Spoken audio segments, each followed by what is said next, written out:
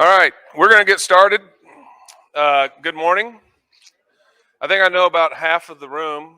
For those that I don't, I'm sorry. My name's John Phillips, and I'm the market manager for iHeartRadio in Tulsa and Oklahoma City. And I have the distinct pleasure to introduce our speaker today. A grade school teacher once told David Rich that if he could earn money using his mouth, he'd make $1 billion. While he's still working on that, David has spent 32 years speaking to groups ranging in size from small church groups to Fortune 100 companies. David has made over 2,500 presentations to over 2 million people in 49 states and 4 countries. He's been called the most personable speaker in America, the ultimate stand and deliver presenter, a closet preacher speaker, and Mr. Contagious. He's never been called vanilla, boring, or a man that has nothing to say. He's also the author of 5 published books. His first book, How to Stay Motivated on a Daily Basis, sold over 25,000 copies. And his latest book, Contagious Selling, is in bookstores now. With that, You were shaking your head no. Did I say something wrong? thank you, John. All right. You bet. Thank you. Well, good morning. I got to tell you, I always get a little bit of a giggle and a chuckle inside of me when I'm standing in the back of the room getting ready to be introduced as a speaker for the morning. I have a little girl. Now, mind you, my little girl is now 34, okay? So not much of a little girl anymore. But I always remember back to when she was in the 3rd grade. They went around the classroom and they asked the kids what their moms and dads did for a living. And they got to my little girl and said, so what does your mom or dad do for a job, a career? And she looked up at the teacher like she just didn't understand that question. And she said, well, my daddy speaks. The teacher looked at her and said, well, yes, sweetheart, most people do. What else does he do? And she told me later she almost started to cry. And she said, that's it. that's all he does. So I do have that privilege when I'm getting ready to be introduced. But I do want to tell you that I've been speaking to this industry for about 23 years now. I know it well. Some of my best, clients, some of my most repeat audiences are radio and television. So I'm going to say maybe a couple things throughout the course of this morning that might ruffle a few of your feathers. Because I believe this. I believe you didn't come to a session this morning to agree with every single word the speaker says. If you go to a session and you're just nodding your head going, yeah, I do that, I know that, I've been doing that, I know that, of course I know that, then it was a huge waste of your time.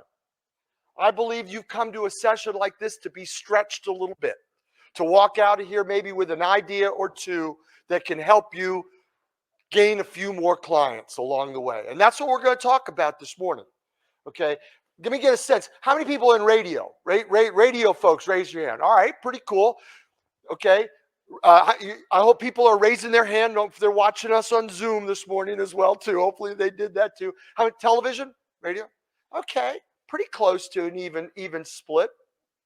I got to tell you, I've been speaking. I'm a speaker known for a series of presentations that called Contagious Series. Contagious selling, contagious service, contagious leadership. I've had to modify that just a hair during COVID, but it's nice to be back together. But contagious simply means this. How do we naturally, authentically, effortlessly get another person to want to work with us? Right? Because that's the name, that's what we want to do. How do we get somebody to naturally, authentically, effortlessly, how do we get them to want to work with us? Not where we have to sell them, right? This is not going to be one of those sessions where I'm going to give you 15 techniques to sell somebody. Because I believe if you have to sell somebody, you're starting off in a hole. It's like dating. If you got to really sell them, right? If somebody's, you meet somebody and they say, listen, before I agree to go out with you, could you give me 10 reasons why it's a good idea to do it? Right? You'd look at them and go, you know what? Never mind. Right?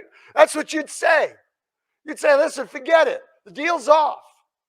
And the same with selling. We want them to want to work with us. And that's what we're going to talk about this morning. Reminds me of the story. I'm going to start off with a little bit of a story about a 10-year-old and an 8-year-old, two little boys. Does anybody by any chance have a 10-year-old little boy in the room? Right? 10-year-old, they're like from another planet, aren't they? They're like the best age in the world. But there was a 10-year-old and an 8-year-old. And they were in the 10-year-old's bedroom one morning before breakfast. And the 10-year-old looked at his younger brother. Tell me if your 10-year-old would do this, right? He looks at his younger brother and he said, you know, we're getting old now. It's about time that we start to cuss.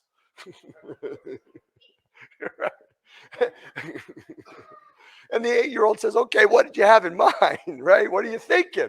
And the 10-year-old says, here's what we'll do. We'll go down to the breakfast table. And the 10-year-old says, and I will say the word, forgive me. He says, I will say the word hell. And he tells his younger brother, he says, and I want you to say the word, again, forgive me. He says, I want you to say the word ass. No. And so they go down to the breakfast table toward this ill-fated plan, right? Right? And the mom turns to the 10-year-old first and says, so what would you like for breakfast? And the 10-year-old, of course, in keeping with the plan, looks back at his mom and says, oh, hell, Mom, just give me a bowl of Fruit Loops. Now, the mom, not about to tolerate that kind of language from her 10-year-old, right? Promptly grabs him and gives him a hard little whack across the behind. And he goes up the stairs a little less than happy. And she turns to her 8-year-old and says, and what would you like for breakfast, young man? Now, this is an 8-year-old. Anybody who's got a younger sibling that grows up with an older one knows that they grow up a little faster than the older one, right? He looks up to his older brother. They had a plan. He doesn't want to let his older brother down, but he also saw what happened to his older brother.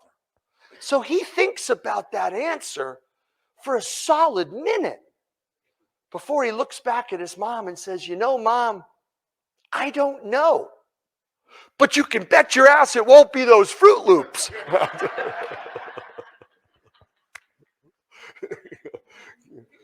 I shudder to think what happened to him, right? No one's heard from him since, right? But that's what we're going to talk a little bit about persuasion. We're going to talk about what are the elements that get somebody to want to do business with you.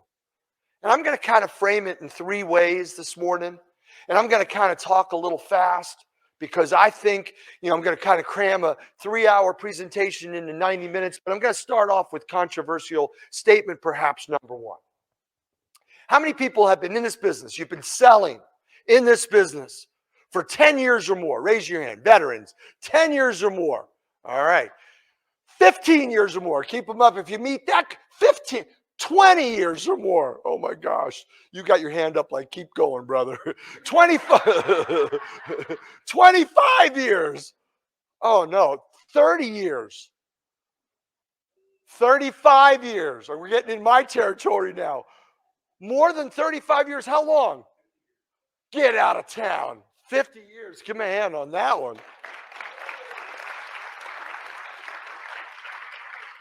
How long? How long? Okay, over 30. Okay, you win. 50 years. Congratulations. All right, so here's my, how many people on the other end of the spectrum? How many people? If you're watching on Zoom, you got to do the same thing. You got to raise your hand. How many people have been in this business 1 year or less? Raise your hand. 1 year or less. 6 months or less. Okay, 3 months or less. Is this anybody's first day? It's your first week. Okay. You got a long way to go. You got 50 more years, bro. Okay. Have you found that if you make it in this business past like 2 years, 3 years, you're in it for life, right? If you can somehow figure it out, right? If you can somehow figure it out and hang with the crazy, right? If you can hang with the dysfunction and hang with the crazy, okay, for more than a few years, you're in it for life because it's a great business. But here's my statement. I believe that those people who've been in this business for 1 year or less have a huge distinct advantage in building this business, growing this business going forward than those people who've been in this business for 20, 25 years or longer. Now, don't get me wrong. I never want a guy with gray hair should never diss experience. Right? But I believe this. If you're rooted in the philosophy, that this is the way this industry's always done it, if you're rooted in the philosophy that this is the way I did it, so this is the way you got to do it, right? This is the way this business works. If you're rooted in that philosophy, your station, you're probably going to have a hard time over the next 10 years. Because let me give you a prediction. We could all go around the room right now, and everybody could tell me, radio, television, no matter what your media, you could tell me right now who your biggest competition is, right? It's a station across town, right? That's always undercutting your rates, right? But let me tell you this, your biggest competition, I want you to really hang on to this one. Your biggest competition 7 years from today, Vance is obligated to have me back to see if this is true. Your biggest competition, your biggest threat 7 years from today is going to be somebody who's not even in business today. Think about that for a second. You think you're competing against that station across town, right? If you think you're competing against that station across town, you are missing the boat. You're competing against something that hasn't even been created yet. So what do we got to do? We've got to think a little differently. We'll talk a little bit more about that in a minute. But I want to give you 3 elements because I believe this. I believe that in the absence of genuine rapport, a lot of other factors come into play. People want to do business. Tell me if you agree with this statement. People want to do business with people they like. Do you agree with that statement? Amen. Of course you're going to agree with that one. Now let me go a little step farther. If 2 people in business want to do business together, okay? If 2 people want to do business together, the details don't matter. Do you agree with that statement? Yeah. I think that's true. I think if I want to work with you and you want to work with me, we'll figure out a way to get it done. You may have an issue maybe with the rate, right? My budget, right? There may be some things we've got to work through, right? We've got to figure out, we've got to work through that, okay? But I want to work with you. You want to work with me. We're going to figure it out, right? Now let me ask you this question.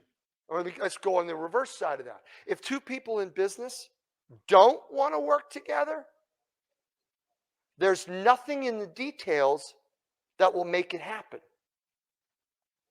You with me on that one too? Right? If I don't want to work with you, you don't want to work with me, right? You don't like me, I don't like you. We don't click, we don't get along, right? Do you ever have those sales calls where you walk in and you have a nice sales call, you kind of went through all the things, right? You walk out and you go, I don't know what the hell just happened in there, but it wasn't good. Did you ever have those calls? Right? You just know you didn't connect, right? If 2 people don't want to do business together, there's nothing in the details that will make it happen. Do you ever come back to them then with a really low rate? Look, I'll tell you what, I'll do it for $1.50, a minute. It doesn't matter, right? They don't want to work with you. Do you agree with that statement? All right, let me kind of take it one step further. How many of you have ever had this kind of situation? You go on a sales call. You think everything went great. You think it went great. Man, they are just eating up everything you're saying. I mean, right? You're talking about this, they're going, wow, sounds great. You're talking about that, man, I can't wait. This is going to change our business, right? And you walk out of there high as a kite.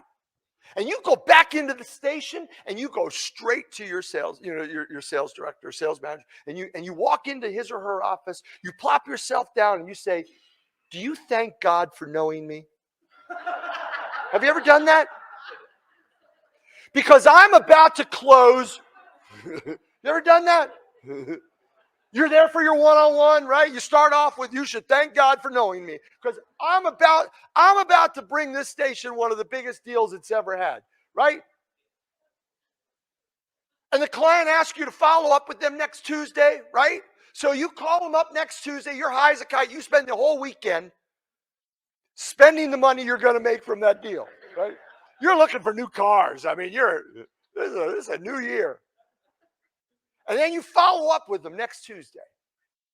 Next Tuesday comes around, you follow up, and they say to you, they've decided not to do business with you. Have you ever had that situation where you were counting on a deal, right? You thought it was a done deal in the bag, and it fell through. Did you ever have that? Right. And those of you not nodding your head, you guys would lie about other things too. Okay, right. All right. Tell me some of the reasons back. What are some of the reasons they tell you, look, no, we decided to go elsewhere? Give me one. What? No budget. That's my favorite one. What's your name? Harold? Yep, that's my Harold, listen. Nothing against you, Harold. We loved you. We thought you, Harold, were great. But we just kind of crunched the numbers, right? We did a little number crunching, and we just decided we just can't make it work right now. But I'll tell you what, Harold, maybe fourth quarter. So keep my card because I think that we'll be back in touch. Yeah. What else? What else do they say? Oh, I love that one, Grady. Listen, Grady loved you, right? You were awesome, Grady. Can't get enough of some Grady. Give me some Grady. But but you know what, Grady? We talked about it. We had a couple meetings, and we've decided to go in a different direction. What else? One more. Give me one more. Tell me your name. Tell me. Crystal, loved you, Crystal. Thought you were great. Okay, but you know what? We really decided we really got our hands full. We really can't take on any more business. Now, never mind the fact that if a business tells you that, my first reaction is look back and say, well, that's just great because you're too stupid for me to work with you anyway. The fact that you'd even say that, but no doubt they do. Yeah, we've just got our hands full. We really can't fulfill all the business we have right now, Crystal. So thanks, but no thanks. Stay in touch with me though, because things change. You're right. We could probably keep going, but here's my point. Here's what they're not going to say. Harold, listen, we talked about it, buddy, and well, how do I say this, Harold? We just don't like you, Harold. Sorry, buddy, but Grady, we talked about it, and as soon as you walked out of the room, we just got a weird feeling. You know, it's just there was just something Grady about you that we just don't trust you, Grady. Very shifty. Shady Grady. Oh. We didn't just make that one up, did we? No. Crystal, listen, love you know, how do I say, Crystal? Just something about you, kind of just not good. See, they're not going to say that. They won't say that. They're going to say, you know what? It's a little too high for my budget. They're going to say, you know what? We've decided to go in a different direction. They're going to say, you know what? We really can't handle all the business we have right now anyway, so we're gonna hold for now. And we buy into that. And we go back and we go, you know what? It's a budget. We just don't have their budget. Right? They just don't have the money. If two people want to do business together, the details don't matter. You'll find a way to make it happen. If two people don't want to do business together, there's nothing in the details. You can't come back with a lower rate. Right? And that's what we get kind of sucked into. They say it's not in my budget. We go, oh, man, what is your budget? Maybe I can work with you. Maybe I can fit in that budget. I'm here to tell you, budget is the biggest scapegoat in the history of selling. Because our first reaction is to believe it. Our first reaction is to hook, line, and sinker. Well, listen, what is your budget? I can work with you. There's some things we can do. Maybe I can sharpen my pencil. And here's the problem. Number one is it's not the problem. It's not the real reason they didn't want to do business with you. And number two is once you've sharpened your pencil, you'll never get the lead back. Right? If you know what I mean. People want to do, they have to like you. There has to be a connection. And you know what? In this day and age, I wish it wasn't true, but connection is at all-time lows. I don't know if it's because of technology, social media, COVID didn't help the situation, right? I don't know what the reasons are exactly, but we're connecting at lower and lower rate. So what can we do? I wish I had more time to kind of give you a long laundry list of things you can do to instantly get them to like you. But I'll tell you this one. Here's the biggest one. And it's a huge secret, and you're going to think that it's not much of a secret, and you're going to pass it off and go, David, that's not much of a secret. I didn't, but I want you to think about it, and I want you to remember it, and I want this to be the first thought that comes into your head every single day when when your feet hit the floor and you go out to sell that day. People, customers, clients are drawn. They're drawn to people who love what they do. Now again, not earth-shattering. 36 years of sales training. I'll tell you, I can boil it down to that one thing. We could talk about a million different things. But you want to know the biggest? People are drawn to people that love what they do. I don't mean like what you do. I don't mean tolerate what you do. I don't mean, hey, this is as good as anything I can think of. I'm happy to have a job. I don't mean it pays the bills. I mean love it. I mean love it to the point that a paycheck is a fringe benefit, not a prerequisite. I've just lost a few people here on that one. Damn, I had Tracy up until that last paycheck thing there. Now, look, don't get me wrong. We all love to be paid. We want to be paid. We need to be paid. We got bills to pay. I get that. But I believe this. If you love what you do, you'll never work another day in your life. And the secret is love what you do. If you don't love what you do, you got to find a way to love it. Find a way again. There's an old study that says that the most motivated day a person spends on the job, this is kind of wild. The most motivated day, their very first day on the job, right? Remember your first day, and it starts to decline from there. Right? Maybe not a big drop, but right? Your first day on the job, what'd you do? You got up early. You scoped the route the night before. Right? You thought about, because you didn't want to be late your first day, so you kind of drove by there just, okay, I know how to get here now. There's where you are.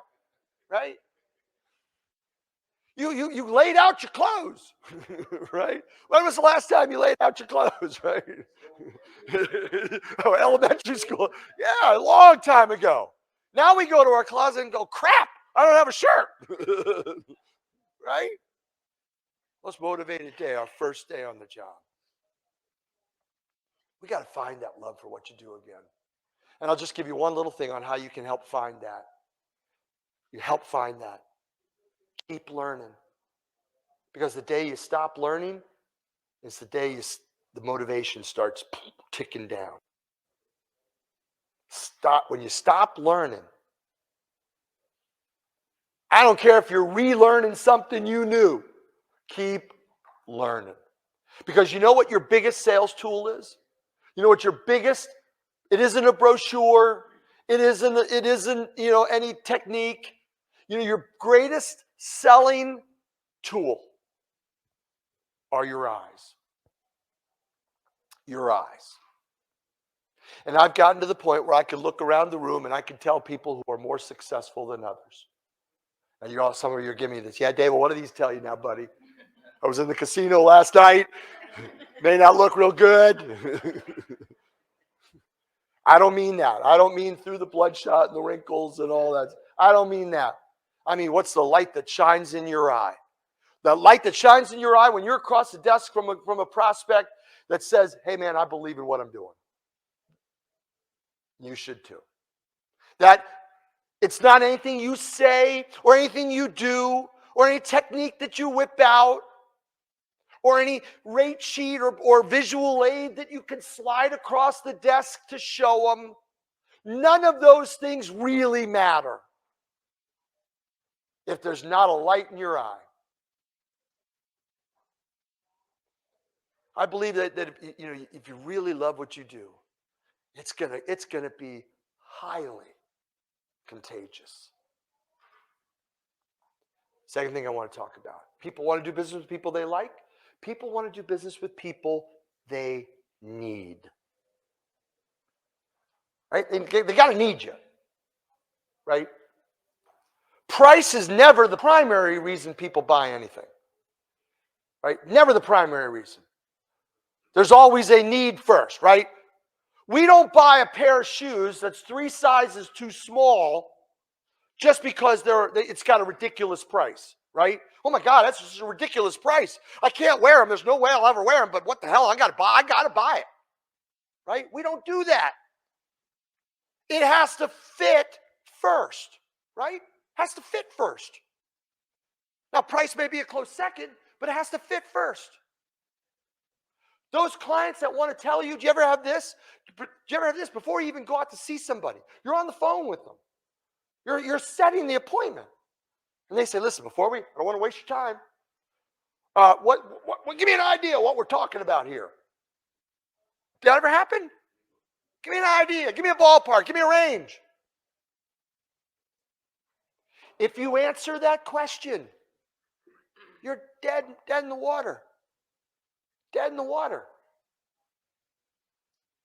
That's like saying, listen, we've never met. You're on a dating site. We've never met. But listen, before we go on a date, are you ready to get married on date 2? Got to ask you right up front, what would you say? What would you say? What would you say? Hell no. You'd probably say something like this. Well, listen, I appreciate your enthusiasm. Right? But don't you think we should get to know each other first? Now, you might say it that way. You might say it the way she said it. But we need to say that to a customer too, client too. Mr. Client, Ms. Client, listen, I am more than excited to have the conversation with you about how much we charge and what we do. But we're not there yet because there's so many things that have to happen first, and there's so many variables in answering that question, and there's so many factors that come into play. I'd be doing you a huge disservice if I began to answer that question.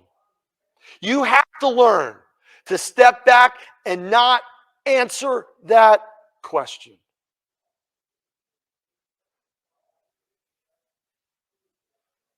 Because if you do, you've already set it up that's going to be a factor. You need to set it up like this. Hey, here's another way to say it. No, Mr. Scott, I'll answer it this way. If they press you, I'll answer it this way. We're not the cheapest, we're not the most expensive, but I'll tell you what, if I'm not 100% right for you and you're not 100% right for me, there's no charge at all. Right? I love that answer. Right? What is that implying? I'm going to do it for free? No. Right? If I'm not right for you and you're not right for me, we're not going to do business together. Right? It's not going to work. You're not going to pay a thing. Let's determine if we're right for each other first. Takes a little bit of confidence. Takes a little bit of belief. But you gotta do it. People want to do business. They gotta need you. Now let me give you another element to that. Let me go into controversial statement, perhaps number 2. Do you ever have clients that recognize you, that know you as the radio guy, the TV guy, the TV girl, right? The radio girl. Do you ever have clients? You're at the front desk. They call back, radio girl's here. Do you ever have that? Listen, we got to stop that. That signals, we think it's charming. We laugh. I'm the radio girl. We giggle about it. Hey, I'd rather that, at least they knew me, right? Danger, danger, danger signs need to be going up. Now, this next little segment, I got to give you a little disclaimer. I'm a whole lot more flowery when I speak to other industries, but I know this business so well. Some of my best friends are in your seats, and I gotta sound the alarm. If you're known as the radio guy, the radio girl, TV guy, TV girl, danger signs ahead. Remember, because what I told you, your biggest competition isn't going to be somebody in radio. It used to be 36 years ago when I started selling, you had a few options to advertise your business, right? Yeah, radio, maybe television, yellow pages, that's about it, right? Billboards. Now, there's over 800 different ways in any given market that somebody can promote and advertise their business. And 800 is probably being ridiculously generous. Right? You're not just competing against the radio person across town. That's not who you're competing against. You're competing with any place that they can spend a nickel. Right? Any place that they might have want or need to spend a nickel, that's who you're competing against. I believe this. Here's the statement. Controversy. Hang with me. I'm going to explain this hopefully adequately. You be the judge of that. I believe that we need to get out of the radio business. We need to get out of the television business. We need to get out of that business. Now, I say that tongue in cheek because you're looking at me like, what the heck are you saying? Before Vance storms the door, let me explain what I'm talking about. I don't mean go do something else. I don't mean we're not going to sell spots on our station. I mean frame it differently. Let me give you an example. What are the reasons why someone buys from you? Why do they buy from you? Right, let's go beyond the like you. Yes, absolutely. Like you, need you. But let's get that. I like you. We're going to work together. Why would I want to do that? What can you bring to the table for me? Yes, customers. More business, right. Let's expound on that a little bit. Customers. They want more customers, right? They want more business, right? So guess what business you're in? You're in the customer acquisition business. You with me? From this day forward, I want you to refer to yourself as a customer acquisition specialist. You with me? What else? What is another reason why someone does business with you? Give me another one. They don't like the other guys, but that's not strong enough. Give me another reason why they'd want to. They may not like the other guys, but they're still not going to do business with you unless you could do something for them. What are you going to do for them? I need deeper. Again, you said it, get more customers. What's another reason? All right, let's go with branding. Okay? I want you to be a small business branding expert. How about just maybe they're not out to get more customers. Maybe they're just out to retain the customers they have, right? Maybe they just want to maintain market share, right? They want to keep the name out there, right? That's part of branding. They want to keep the name out there because, hey, they built this thing. It's going well, right? But I need to do a little maintenance, right? Sometimes they do business with us not because they're trying to get more business, right? They're trying to maintain. They're trying to do some maintenance, right? Isn't that true? Absolutely. In that case, you're a customer retention specialist.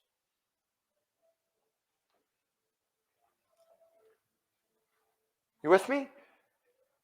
You're a CRS instead of an AE, Gosh, I hate that term, account executive. I want on your business cards, customer acquisition and retention specialist. I want that on your email signatures. I want it on your letterhead. I want it on your websites. I want your department, when you talk in your sales meetings, I want you to talk about that. We are no longer account executives. We're no longer in the sets. We're customer acquisition and retention specialists. Now you're saying, well, David, that's all semantics. I get that. But it's more than that. It's more than that. When you go into a business, you say, and you can even take it and go brand for even further. I'm an automobile dealer's customer acquisition specialist. I'm a small business, an SMB customer acquisition specialist. Right? You with me? Can tailor it. But now when you go in there, now it changes the questions you ask. Instead of asking questions that might pertain to a campaign, I'm asking questions about their customers. I'm asking customers about their demographics. I'm asking questions that nobody else is asking. Because here's the thing, if you ask the same questions that your competitor across town's asking, you're not distinguishing yourself from them. I want you to ask a question where they scratch their head and go, man, I never thought about that. No one's ever asked me that question before. That's a good one. Why do you need to know that? And that gives you a chance to say, we're unlike a lot of companies that you've worked with in the past. We don't want to work with you on a campaign. We want to work you and help you build your business for the next 30 years. You with me? You don't want to sell campaigns anymore. Exactly. Exactly. You make it your own. You tailor it the way you need to tailor it. You go back and you talk about it in your sales meetings on how we can customize this to make it your own. But I want you out of the advertising business. I want you out of the radio and TV. Don't get me wrong. Love radio and TV. Don't get me wrong. Radio or TV is the means to the end. It's how you're going to accomplish getting them more customers, right? It's how you're going to do it. It's not what you do. Let me repeat that again because there's a huge distinction. Radio and television is how you're going to do it. It's not what you do. You meet somebody at a party, right? What do? I sell radio. Wrong answer. Never again.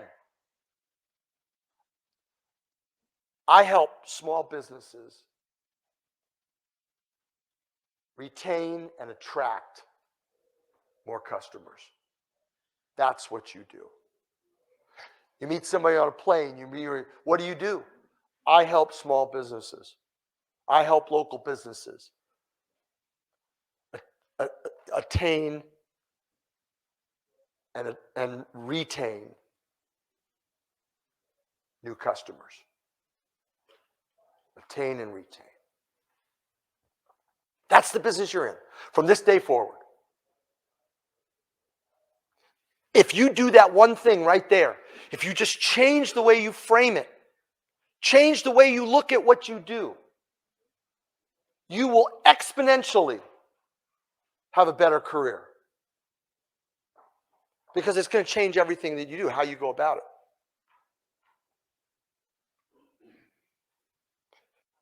How do we know whether that we need, well, like I said, radio, TV guy, one thing. Here's another one.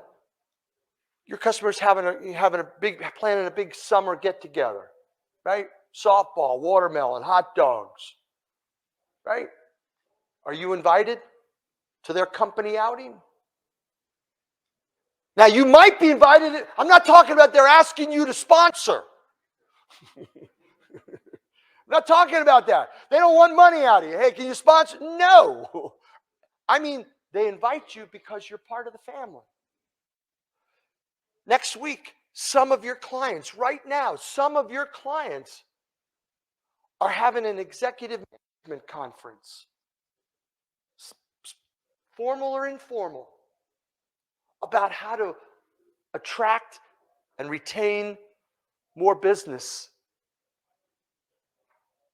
Are you invited to that session? Are you brought in to brainstorm? Are you brought in because they value your expertise? Or are you simply just the person who's going to sell them some radio spots once they decide what they're going to do? See, if you're part of that on the back end, once they've decided this is what they need or going to do, and then they call you in, we're already not positioned for the future. I want you to be on that front end. They need some ideas. They need some brain. They value your opinions. They value your expertise, what you bring to the table. Hey, come on in and talk to us. Let's brainstorm. It may or may not involve radio or TV. Right? If you're a customer acquisition and retention specialist, your expertise goes way beyond radio and television. Remember, that's the means to the end, but that's not where your expertise is, which means that you need to become better equipped on how to be. You need to be better schooled. We need to go back to school, which will help, number one, right? Which will help our enthusiasm, help our motivation, change the light in our eyes, right? They all kind of feed each other. You need to be better schooled on how to be a customer acquisition and retention specialist.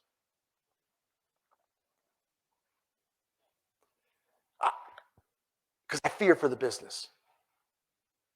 And I've watched it over 20 years. Some of my best friends are in this business.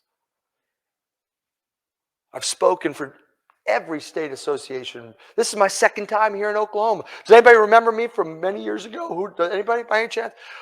See, thank you for that. You just warmed. You have my book? Oh my God, you just warmed my heart. I love you. What's your name? Tammy? Pardon?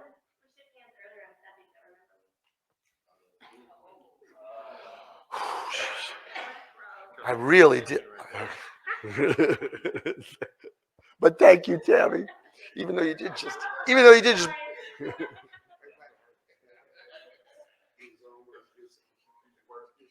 I know. Well, thank you, ladies and gentlemen. Thank you. Have a good night. Now, Tammy, I still love you. What? Say it louder. I said we shook hands earlier. I'm sorry you don't remember me. She was zinging me. It was a zinger. Thank you, Harold. I remember you, Harold. No, now I've really made Tammy mad. Oh, you remember Harold, but you don't remember me. Well, I'd like a refund on my book. I'll tell you what, Tammy, if there's one that you don't have, you come up and I'll make it up to you. I'm such a briber. But I do. I want this business to be changed. Your biggest competition 7 years from now is going to be somebody who's not even in business today. We've got to think outside that box. We've got to get outside the radio and TV bubble, right? And it's hard to do, right? We work at a station, right? It's hard to get outside that bubble, right? Everything we live, breathe, eat, right? What's on the air? You've got to change it. They got to like you, they got to need you, and they've got to trust you. They've got to trust you. They've got to trust you. They could like you and need you and not trust you, and the deal's off. They could need you and trust you and not like you, deal's off. They could like you and trust you but not need you, deal's off. Guess what? You need all three. They got to like you, they got to need you, they got to trust you. Those three things have to happen for a sale to be made.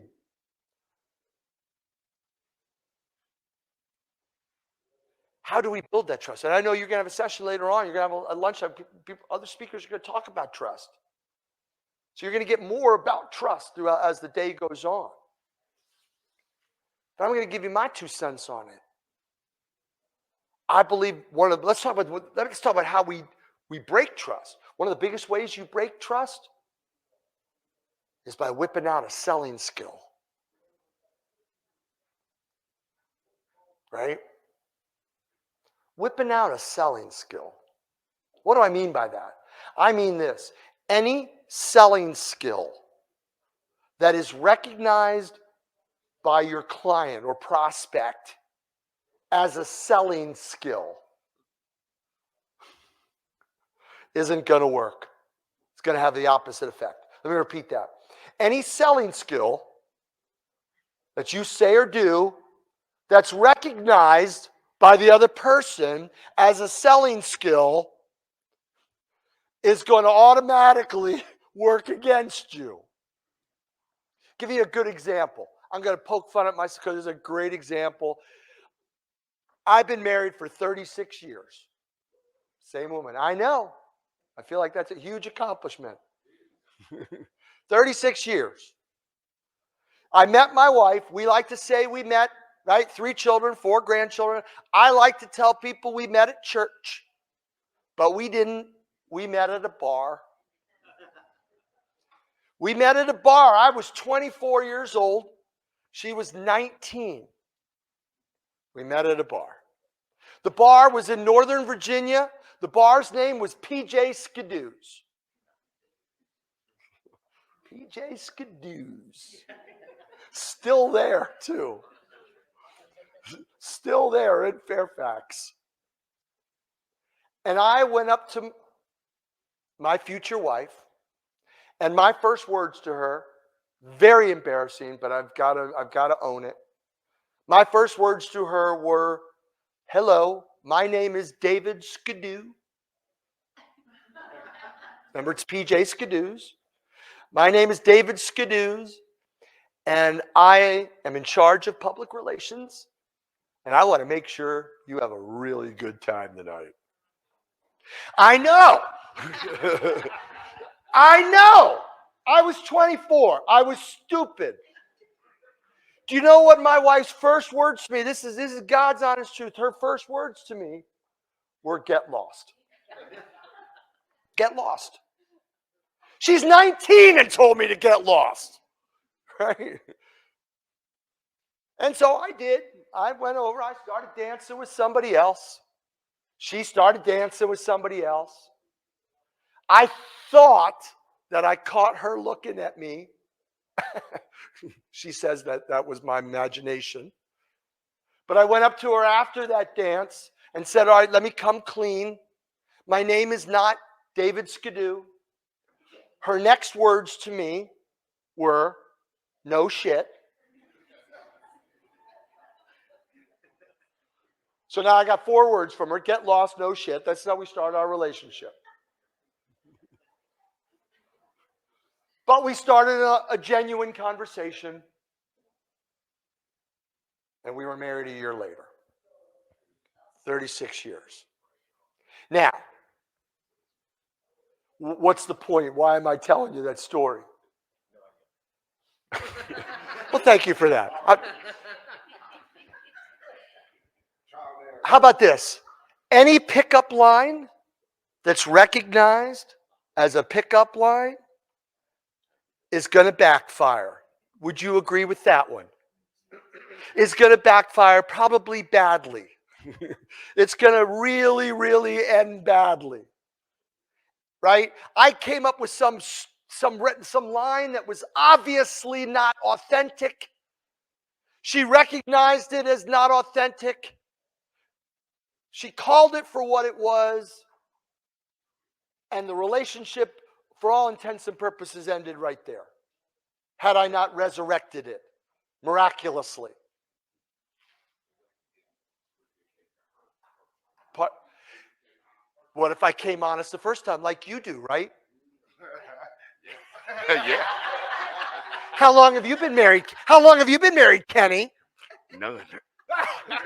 Yeah. But Kenny's right.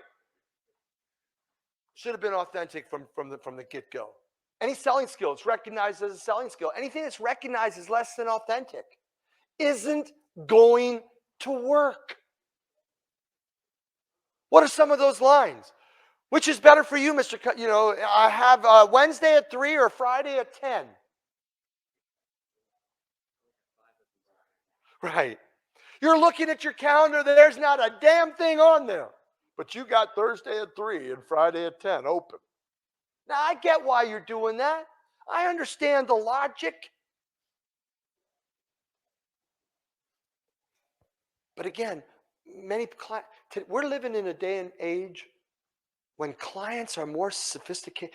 I got to tell you, especially those people that are newer in the room, you've got clients and prospects that you're going to call on that know more about your game than you do.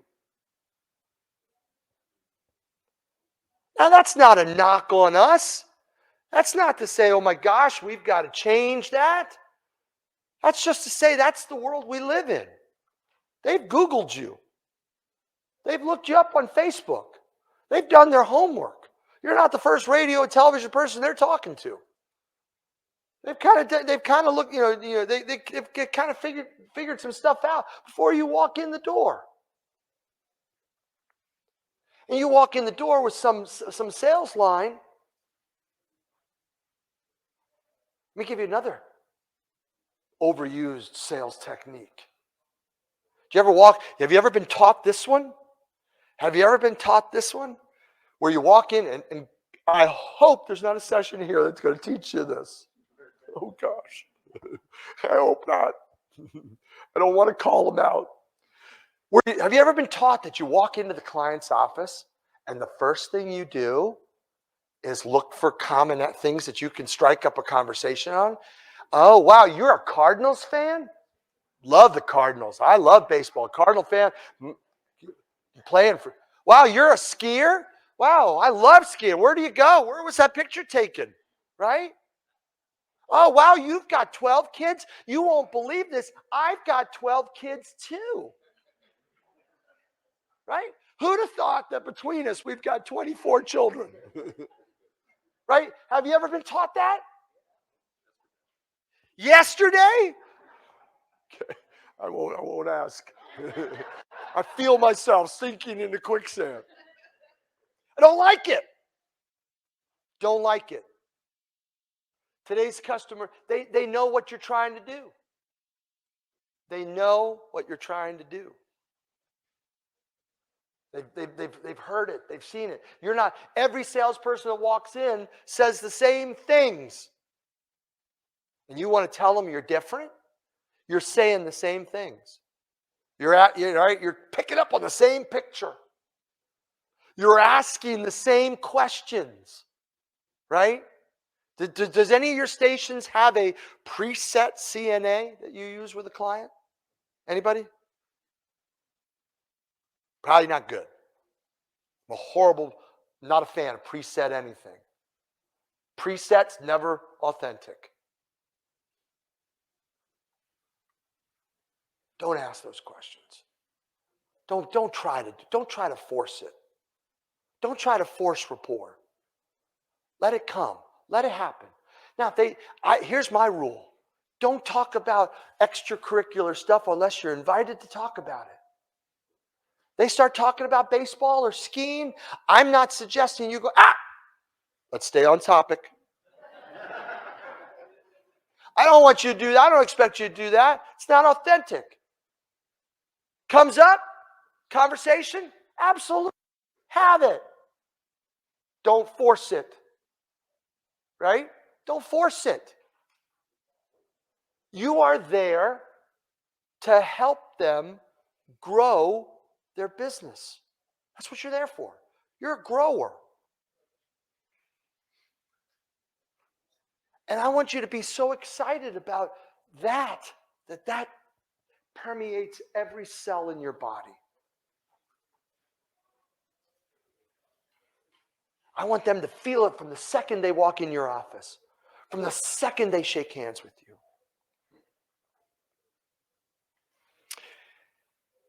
I do want to give away something because this is a fun little thing to talk about. We're talking about trust and likability. So I'll give away a book if somebody can answer this question accurately. What do you think? What do you think is the number one factor in whether or not you click with somebody on a first impression.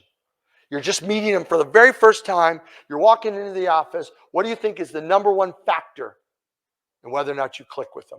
What do you think it is? Smile. Nope. Eye contact? No. Critical? Not number one. Smell good? Those are critical. Energy? No. Pardon? No. We said eyes? Nope, not it. Opening line? No.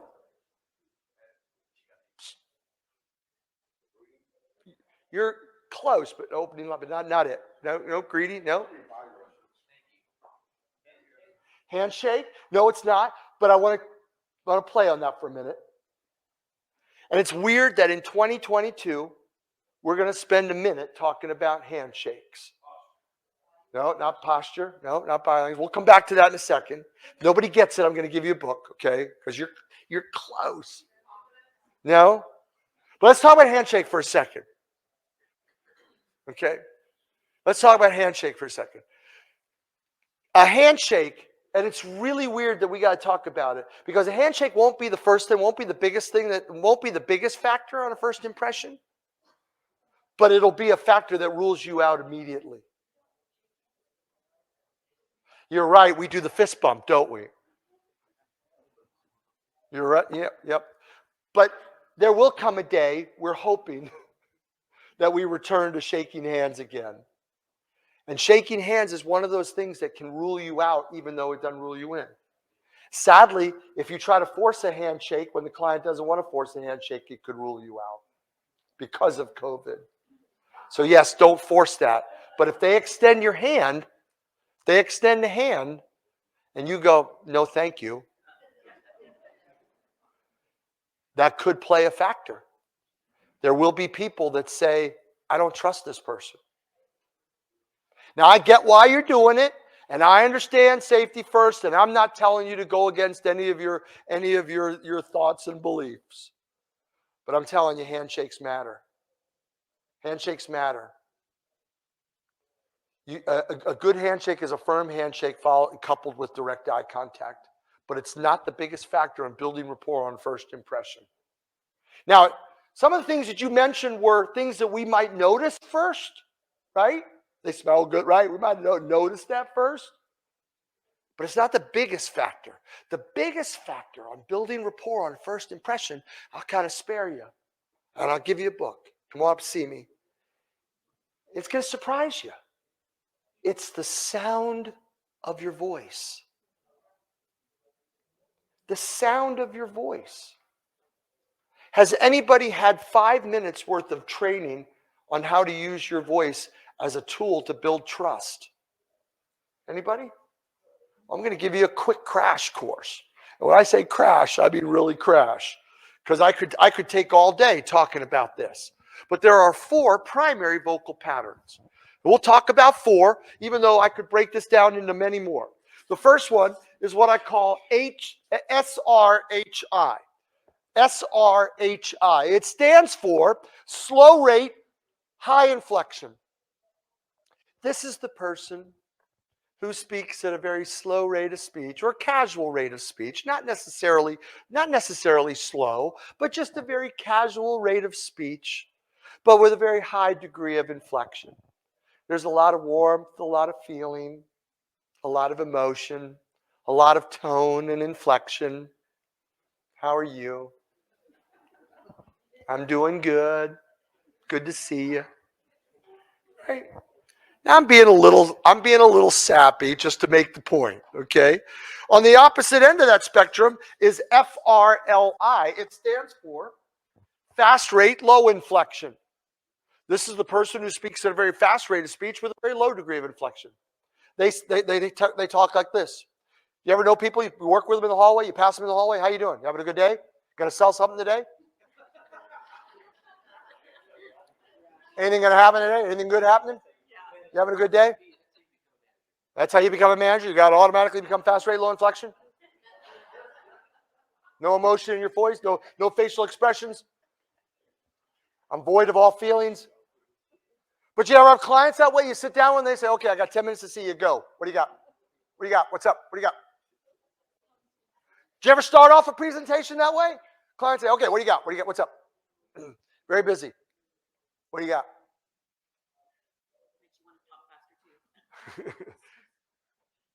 It's right, right. Oh, people who are on the opposite, naturally on the opposite end of the spectrum, it will really stress them out. Right? SRHI people who that's their natural mode. Okay, the FRLI stresses them out. Absolutely. Then there's SRLI, and if I were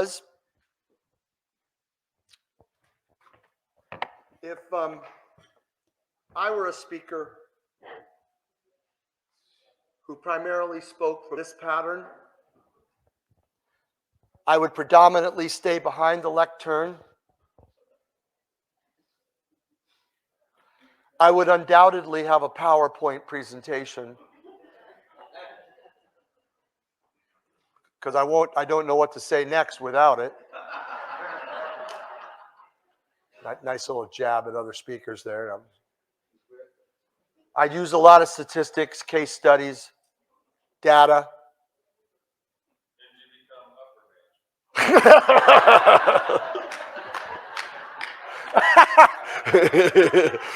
We're seeing a fast rise to the top. Right. That mode obviously does not make the best speakers in the world. Okay. And then there's a fourth pattern. You could probably guess what that is. That's FRHI. And listening to me for an hour or so is a good example. Listening to something fast rate, high inflection. Now, but why do I tell you? What's the point behind this? Why do we even talk about that? Sure, we get that. And by the way, I could make this so much more complicated if we had more time. I could put on the end of this either an AV or a K, depending, to create 12 different combinations instead of 4, depending on whether somebody is auditory, visual, or kinesthetic in the way they process information, right?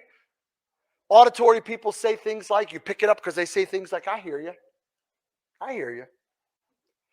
Visual people say, I see what you mean.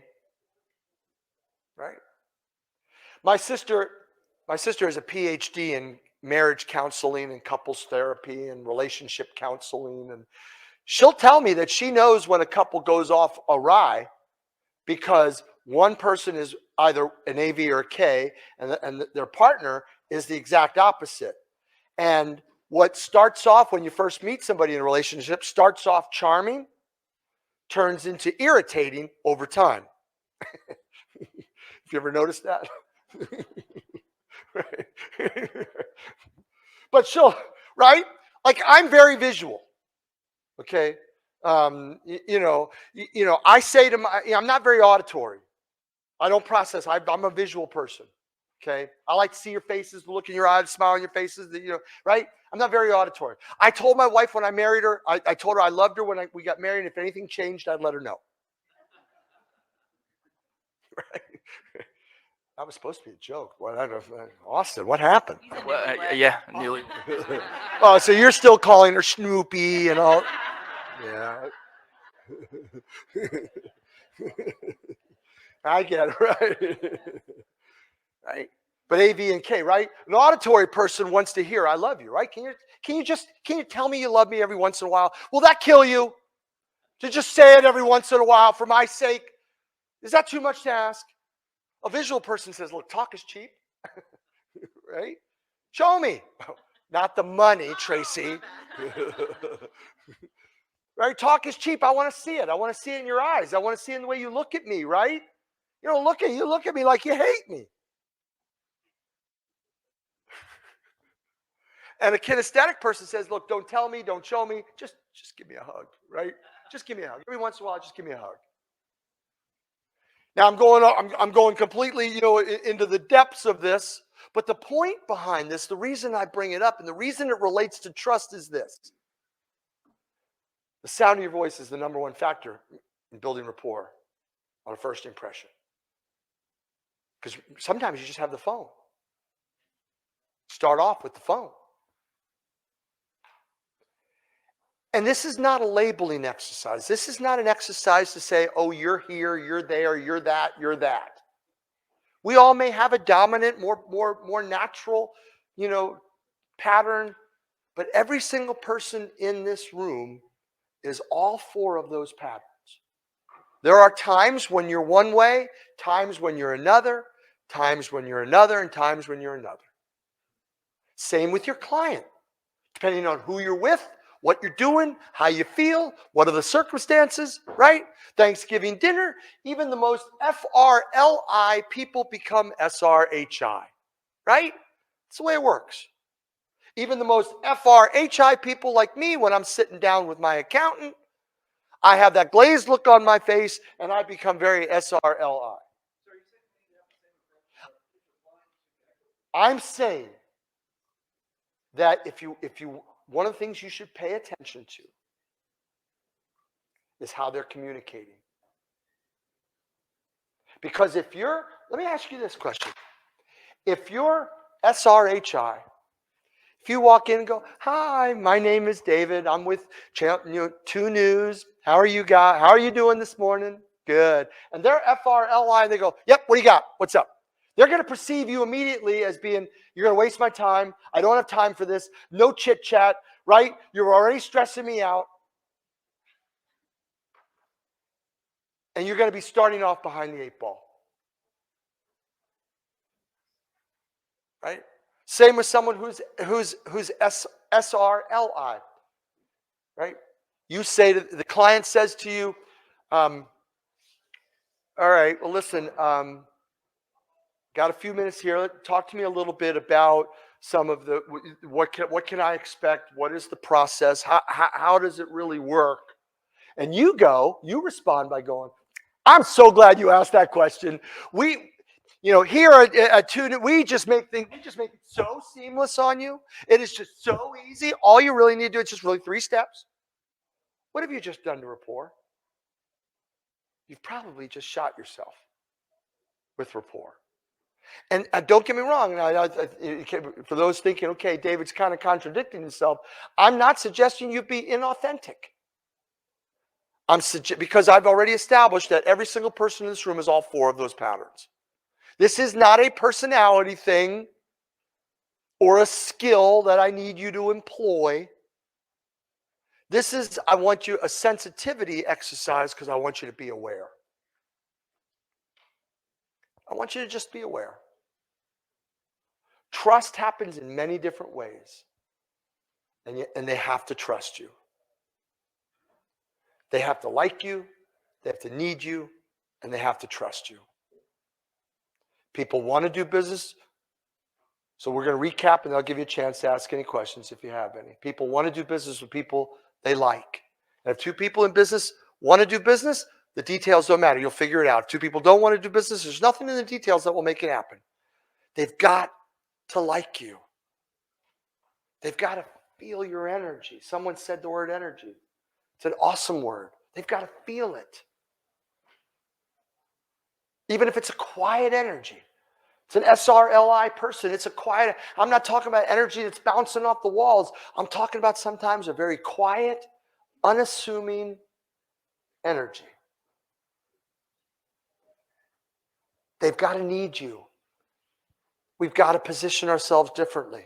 We've got to become customer acquisition specialists, customer retention specialists. We've got to change the paradigm of the industry we're in.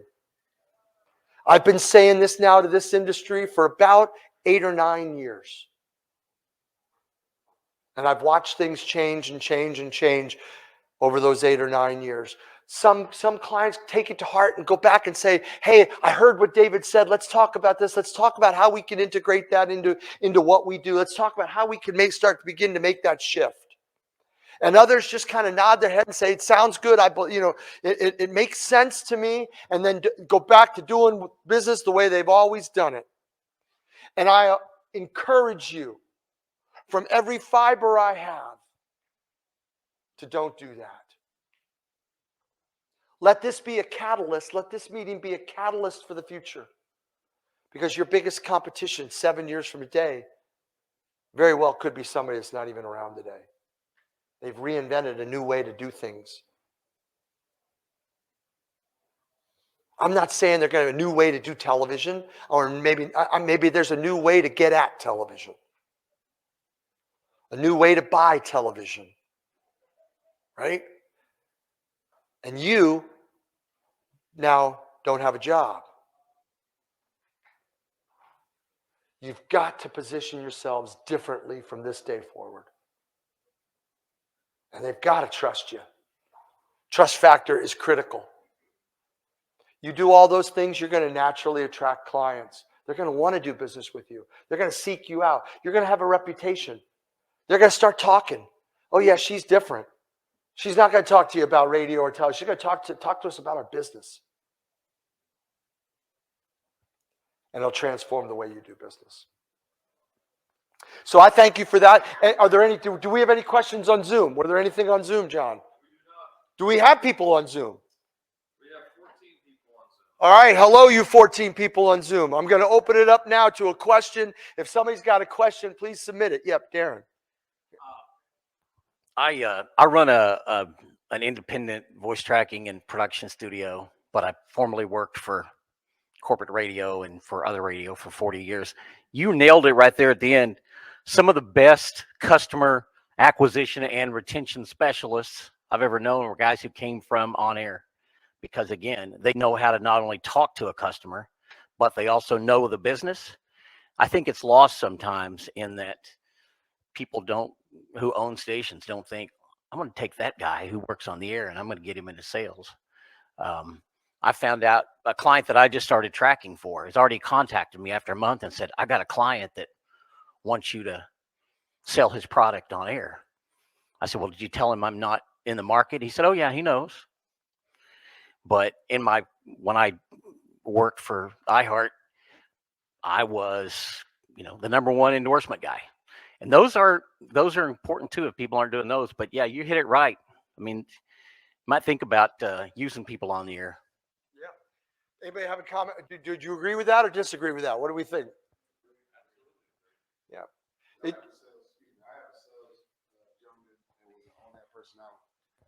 I have a sales guy that's an on-air personality, and he already got about $60,000 on the book on first quarter by people just want to be part of his show, and it's working for him. Yeah. I would argue that I would think that, let's try to why that is.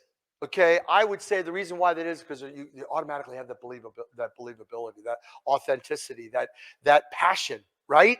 You're not selling something, you're selling yourself. Amen. Right? They automatically have that built-in passion, right? I've been on the air. It's my show, right? It's a built-in passion. I agree with you, and I don't think that's a surprise. I think it's that passion. And again, I'm not talking about an overly loud. I'm talking about you just believe in what you're doing, and it shines through your eyes.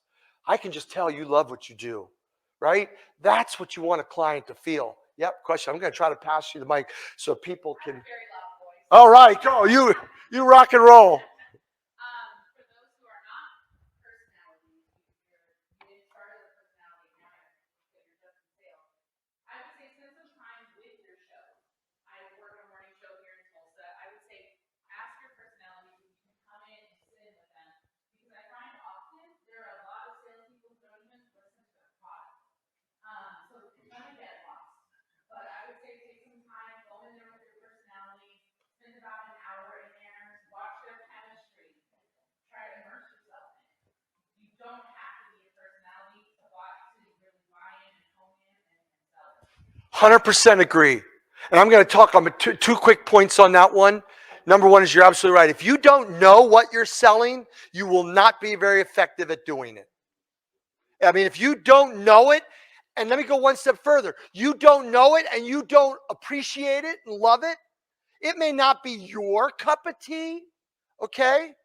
No one's saying it has to be your cup of tea, but you have to know it and you have to appreciate what it brings to the table. You with me? You've got to, that's an awesome idea.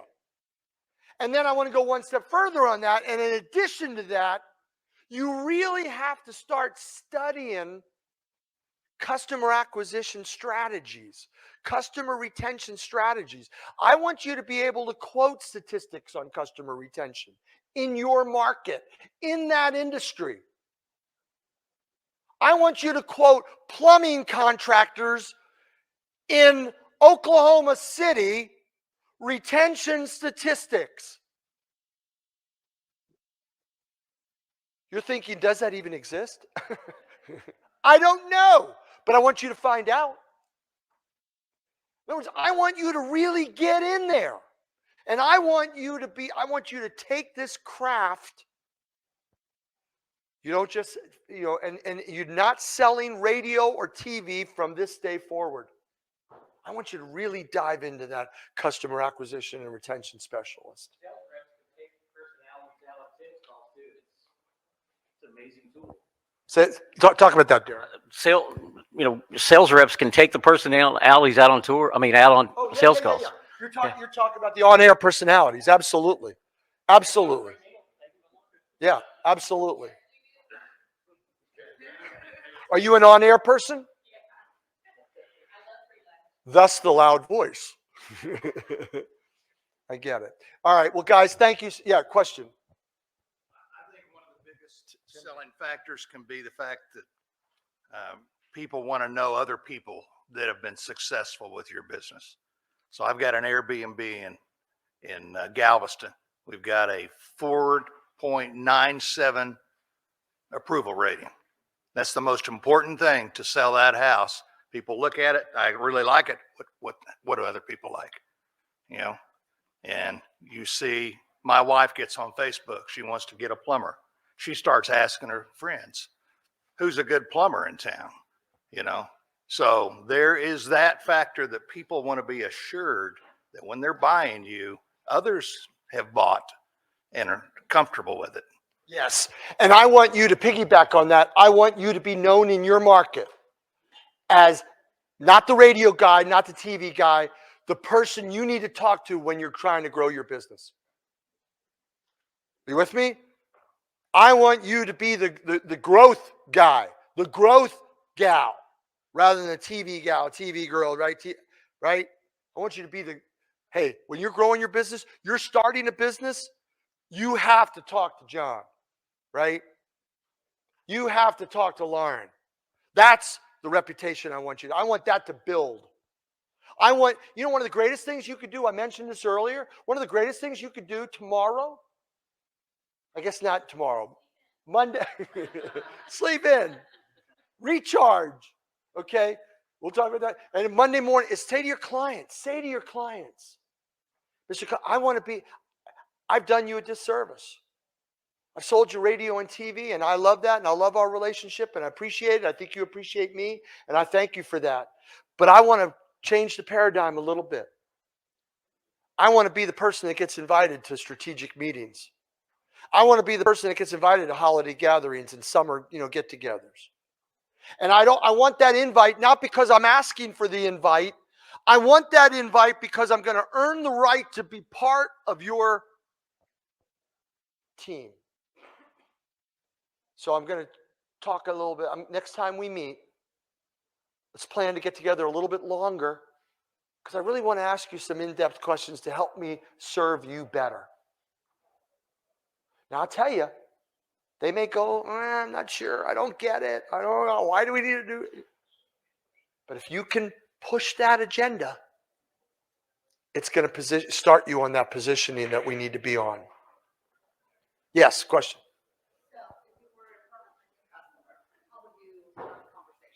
She said, if I was in front of a new customer, how would I start to cover? Which means I'm walking in cold to that person. I'm actually out in the market and I'm walking in to the door. I'm cold calling. Great question. Okay. I wouldn't go and try to, I would ask for the person who's got the responsibility to help bring people in the door. That's who I'm asking for. Not asking for the media person. I'm not asking for the person that buys radio, okay?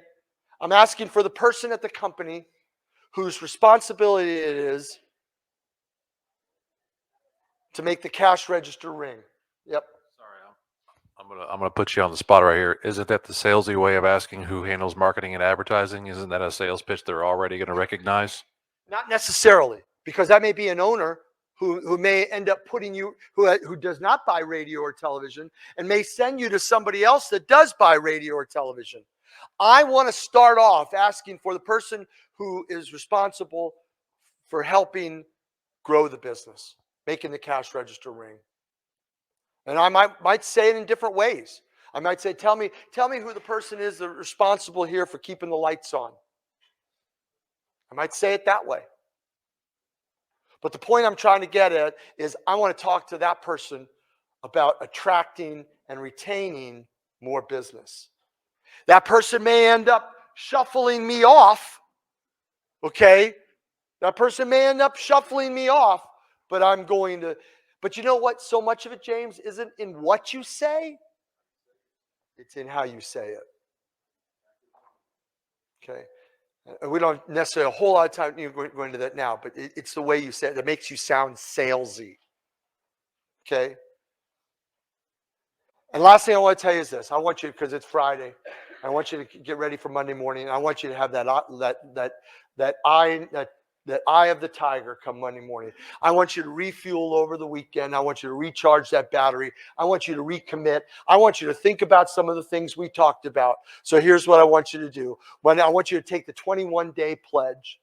Okay? I want you to take the 21-day pledge. This pledge says for the next 21 days, they say, don't ask me who they is, because it's kind of conventional wisdom that if you do something or don't do something for 21 days in a row, it will either create or break a habit. They say 21 days is the habit forming amount of time. So I want you, starting on Monday morning, for the next 21 days, I want you, when your alarm clock goes off in the morning, I want you to sit straight up in bed. How many people wake up and you still have a partner or spouse sleeping next to you? Raise your hand. Oh, this is perfect. I want you to wake, first thing, the alarm clock goes off in the morning, I want you to sit straight up in bed, and I want you to give your alarm clock a big thumbs up. Not snooze. No snooze. I want you to look at that alarm clock, give it a thumbs up. I've been waiting for you to go off. Oh, I was going to say. Damn, I hate when he steals my jokes. I was going to say, it's very important you use the thumb. Right? Then I want you to go around to the other side of the bed where your partner's sleeping. Crouch down so that you're eye level. Okay? Him or her, I want you to give that person a gentle nudge. So their first vision of the week is you giving them a double thumbs up. But I will tell you, when you do that, duck. Because something may come a-flying your way. Then I want you to go to the mirror. It's preferable if you do this completely naked. James is thinking, I already do that. And I want you to look at yourself. Give yourself a twirl. Look at yourself and give yourself a thumbs up and goes, looking good. If there's some parts you don't like, don't look at those parts. I want you to then sing in the shower. I want you to sing in the shower. It may sound awful. You may be off key, but I want you to get ready, get the blood flowing. I want you to get that blood flowing. Then when you're going on your way to work, I want you to listen to a podcast. Listen to something that's going to prepare you for the day. Maybe it's a show that with your station that you're trying to familiarize yourself a little bit more with. Maybe that's it. But I want you to get in the zone. And then when you park your car at the station Monday morning, pack an extra pair of tennis shoes if you have to, because I want you to sprint into the building. Yes, even you, Matt. I want you to sprint. You earn extra brownie points if you pass a coworker and you turn around and yell, last one in is a rotten egg. First person you see when you walk in Monday morning to the station, give them a high five. Second person, high five. Third person, high five. Fourth person, thumbs up. I want you to go into an office, a cubicle, for no reason at all during the day and just look at him, just stare at your coworker and just say, is this great or what? I want you for 21 days. I want you for 21 days. I want you to act as if there's no place on earth you'd rather be. I'm talking if someone says you could go to Hawaii, all expenses paid, you say, no, thank you. I'm good right here. I'm talking acting job, maybe. But for 21 days, I want you to play along. Somebody starts saying something negative at the water cooler. I want you to give them the Kramer from Seinfeld and give them the, ah! Nothing negative. This is a negative-free zone for 21 days. If you do that, and I encourage you, have fun with it. Kick it off. At the end of 21 days, I've known stations that had a pizza party with awards. But if you do it, I promise you what's going to happen is as the 21 days goes on, you're going to find yourself acting less and less. You're going to have more fun, less stress. And more importantly, that light will start to come back on that's been buried in the back of your eyes for so long. That is the most contagious thing that you have. My time's up. Thank you guys so much. I'll stick around if you need me. Appreciate it.